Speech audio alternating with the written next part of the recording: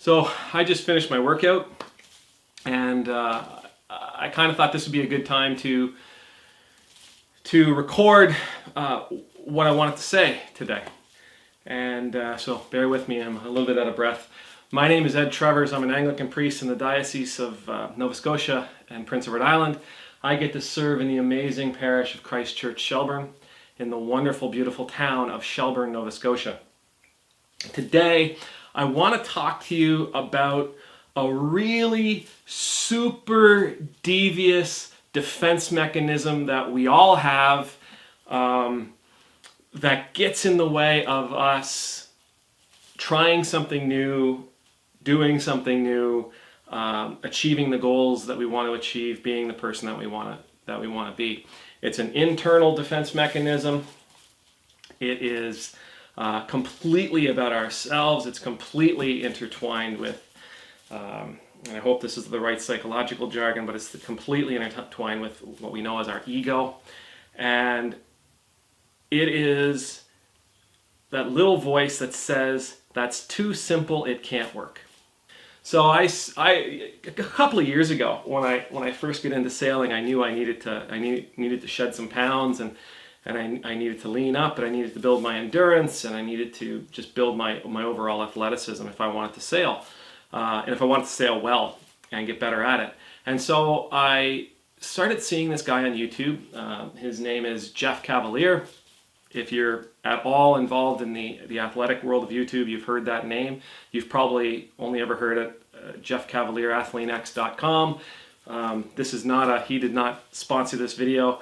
But if you're interested in this kind of thing, I'd highly recommend checking him out. His videos on YouTube are fantastic, but they're very specialized. I purchased one of his workouts like 2 or 3 years ago, and I remember when I first got it, and I'm currently doing it now again. But I remember when I first got it, the very first exercise he asked us to do, and he asked us to do it for 60 seconds, was I think it's called a high bench tap. And that's where you're standing in front of a bench, and you jump up and you tap it with one foot, and then you tap it with you jump and you tap it with the other foot, and you sort of do this whole revolving thing. And it looks so simple.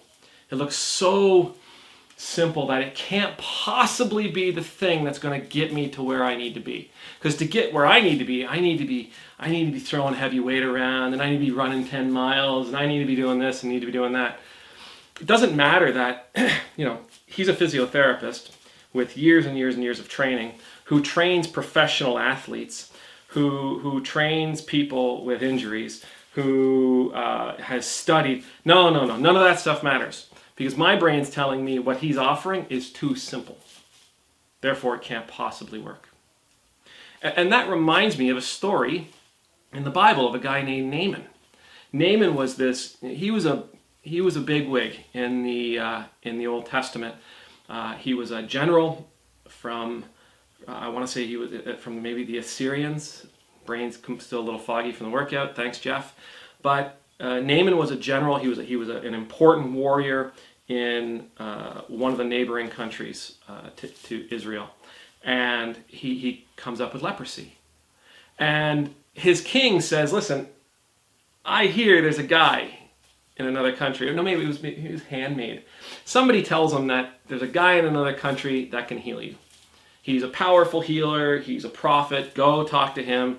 And Naaman's king gives him permission. As a matter of fact, he gives him like gold and perfume and spices and all this really amazing stuff to give to the prophet.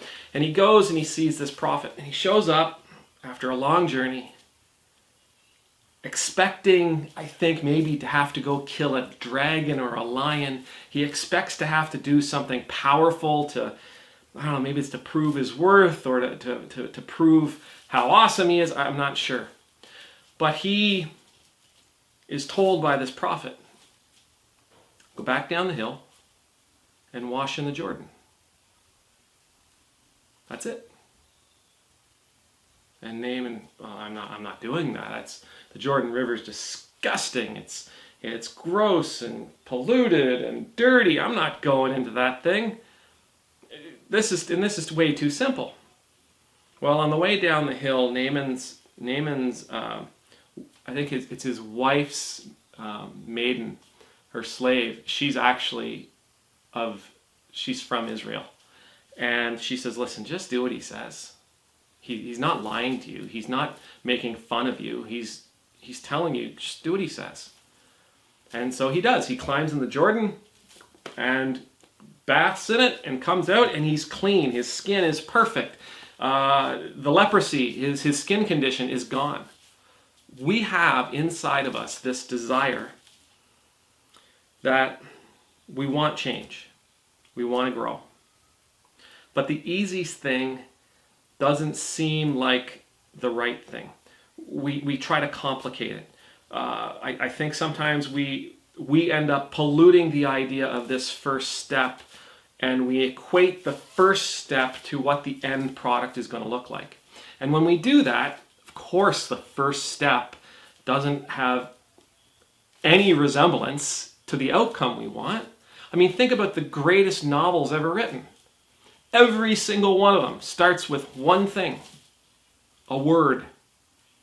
All different words, but they all start with a word. That one word isn't going to tell us how the entire book is going to go. Even that first chapter that first chapter is written in such a way that it grabs us and it holds us, and we want to be a part of this experience.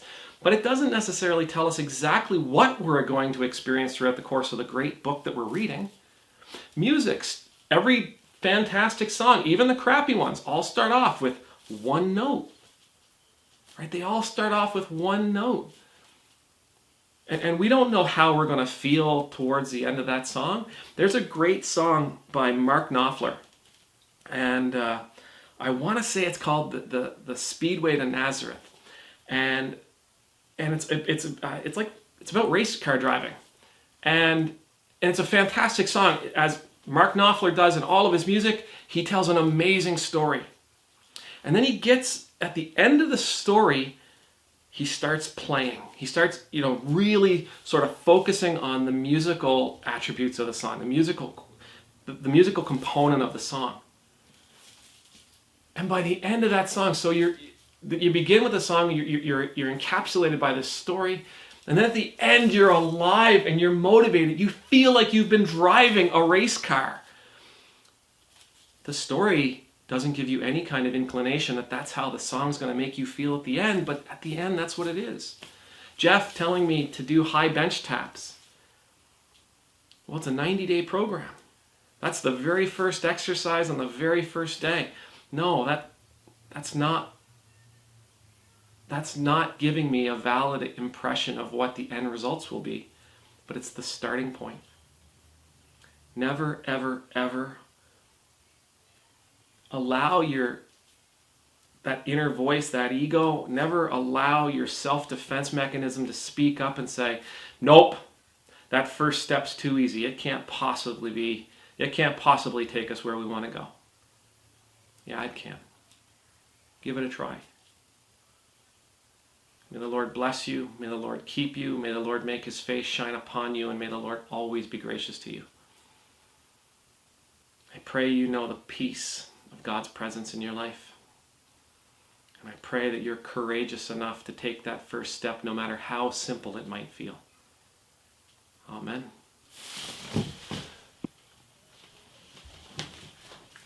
Thank you for joining us, everybody. These are two of my kids. If you liked what you saw today, please hit the like button on YouTube.